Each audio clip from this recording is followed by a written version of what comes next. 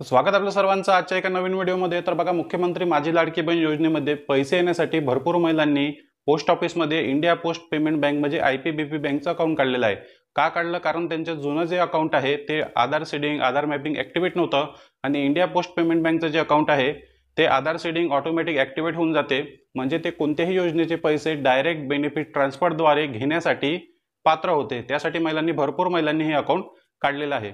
आणि बघा, त्यापैकी काही महिलांचे पैसे जे आहे ते नोव्हेंबर महिन्यापर्यंत आलेले आहे। काही महिलांनी लेट अकाउंट काढल्यामुळे अजूनपर्यंत त्यांचे पैसे पोहोचलेले नाही। तर बघा, भरपूर महिला जे आहेत ते सतत आपले पैसे आले की नाही हे पाहण्यासाठी पोस्ट बँकमध्ये जातात आणि त्या ठिकाणी महिलांना रांगेमध्ये 1 ते 2 घंटे उभं राहावं लागते। त्यापैकी काही महिला अशा आहेत ज्या जॉब करणाऱ्या आहे, व्यवसाय करणाऱ्या आहे, काही ठिकाणी जॉब करतात किंवा मजुरीला जातात, कामाला जातात आणि त्यांना त्यांची मजुरी खराब करून दिवस पाडून त्या ठिकाणी पोस्ट बँकेमध्ये बॅलन्स चेक करण्यासाठी किंवा पैसे काढण्यासाठी जावं लागते।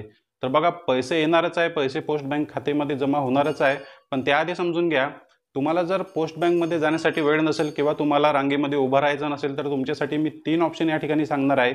त्यासाठी तुम्हाला पोस्ट बँकमध्ये जाऊन गर्दीमध्ये उभं राहायची गरज नाही।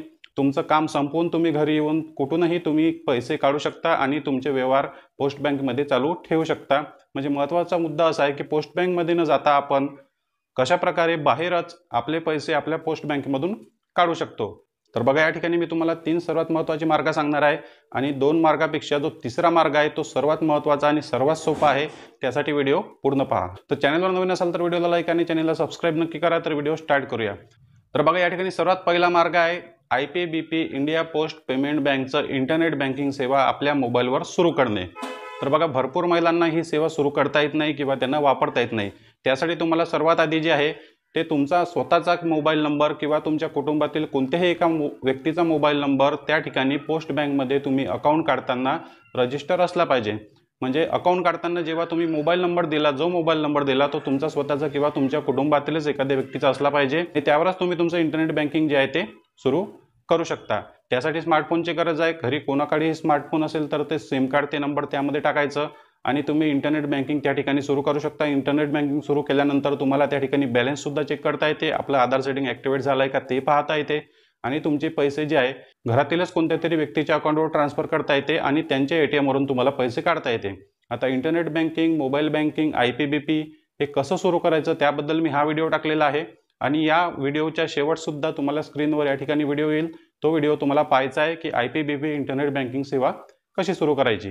बघा, दुसरा नंबरचा उपाय आहे फोनपे, गुगल पे, पेटीएम ऑनलाईन जे आपण UPI सर्व्हिस वापरतो ते वापरून सुद्धा तुम्ही तुमचे पैसे तुमच्या पोस्ट बँकमधून घर बसल्या विड्रॉल करू शकता। ही सेवा सुरू करण्यासाठी सुद्धा तुमचा मोबाईल नंबर तो पोस्ट बँकमध्ये रजिस्टर असला पाहिजे। आणि बघा, फोनपे, गुगल पे, पेटीएम सुरू करण्यासाठी ATM कार्डची गरज असते। ATM कार्डवर जे नंबर दिलेले असतात आणि expiry date, CVV number, pin code याची गरज असते।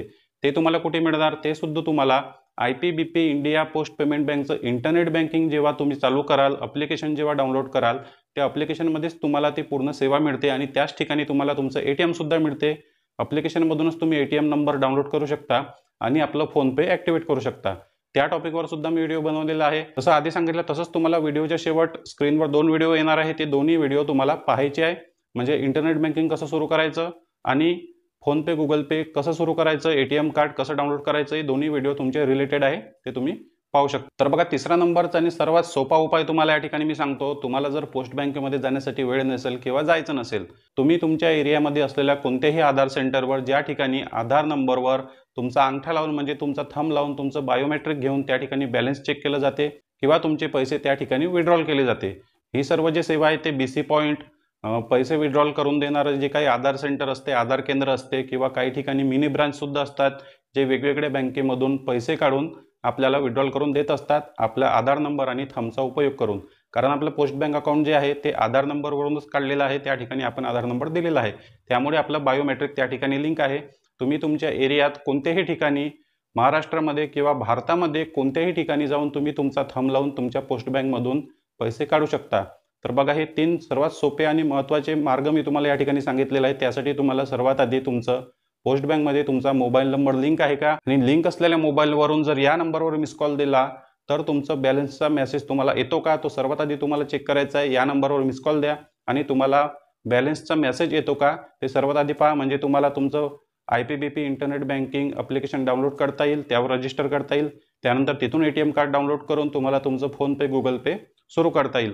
फोनपे, गुगल पे सुरू केल्यानंतर तुम्ही तुमच्या कुटुंबातील कोणत्याही व्यक्तीच्या अकाउंटवर पैसे टाकू शकता आणि त्यांच्या ATMने तुम्ही तुमचे पैसे विड्रॉल करून घेऊ शकता.